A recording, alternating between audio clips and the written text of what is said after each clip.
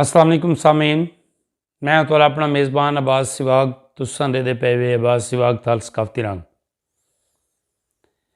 एक बंदे ने अपनी कश्ती रंग करन दा ठेका दिता एक बंदे को। एक पेंटर आई ऊन दी कश्ती को बहुत खूबसूरत तरीके नाल रंगया, बड़ी दिलो जान नाल मेहनत की और वो इंतहाई खूबसूरत बनाया। अचानक उन्हें निगाह पई कि तलवी सतह तो एक बहुत ही खतरनाक जिहा सुराख आई। ऊँ पेंटर की निगाह उहदे ते पै गई। ऊँ को बड़े अच्छी तरह से मुरम्मत किया।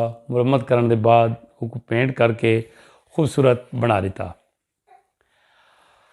हाले तिकर उनका कंट्रैक्ट दे पेमेंट कोई ना आई थी कि अचानक एक दिहाड़े उसको अपनी घर वाली ने दस्या कि साढ़े दोवें बच्चे अज समंदर दे विच शिकार ते गए, फिशिंग ते गए।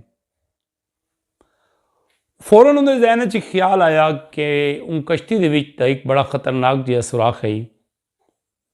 अल्लाह ना करे कहीं इवें न थिया होवे कि मेरे बाल बुड़ गए होवन। ये बड़ी बेचैनी नाल दोवें मियाँ बीबी सैले समंदर ते आए ते इन्हें बड़ी कोशिश की, बड़िया आवाज़ा मारियां, लेकिन इन्हों को इन्हीं बेटे और बेटी ना मिले। ये बड़े मायूस थे कि वापस आ गए। बड़े अफसरदा हैं कि काश असां उन कश्ती को पहले रिपेयर करवाते और बाद दे विच असां उंदे ते यानी लोड पैंदे या अपने बेटा को देंदे।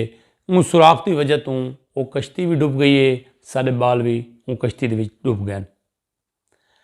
हाले ये कशमकश दे विच मुबतला हैं, लेकिन तई दे बाल सही और सालिम दोवें घर च वापस आ गए।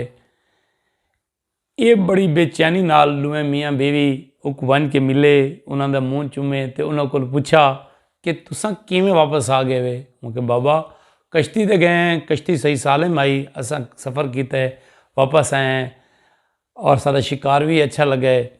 ऊँ जेड़े वेले डिठा तो किश्ती बिल्कुल सही और सालिम आई और वो जेड़ा सुराख आई वो बड़े अच्छे तरीके नाल बंद आई। इन पेंटर को सदा इं को ज़्यादा मजदूरी दी तो वह हैरान थिया कि वह जी मेरी मजदूरी तुहाडे नाल 1000 रुपया तय आई तो तुसां मैं को 50,000 क्यों देंदे पे वे। तो वह आखे कि तैं थोड़ा जिहा ज़्यादा काम किया है, एक्सट्रा काम किया है, जो बेड़ी का सुराख बंद कर दिता है, जिंदी वजह तो मैं तो को एक्सट्रा पे करना पिया।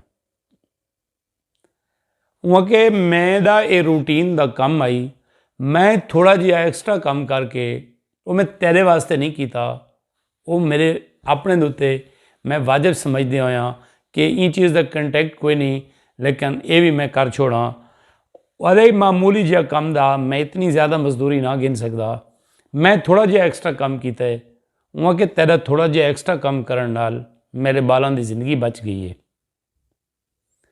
अगर कोई दोस्त नतीजे ते पहुँच गया है कि अगर तुसां रूटीन दे काम दे विच चाहे दुनिया का कोई काम करें देवे, थोड़ा थोड़ा एक्स्ट्रा काम करना शुरू कर रहे हो,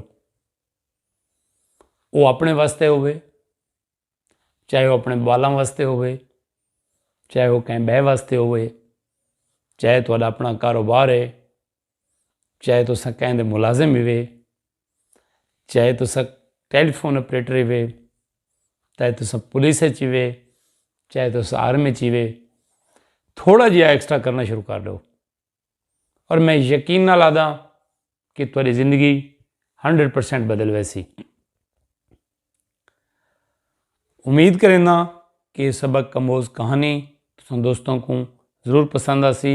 अस्सलाम वालेकुम वरहमतुल्लाहि वबरकातुहू।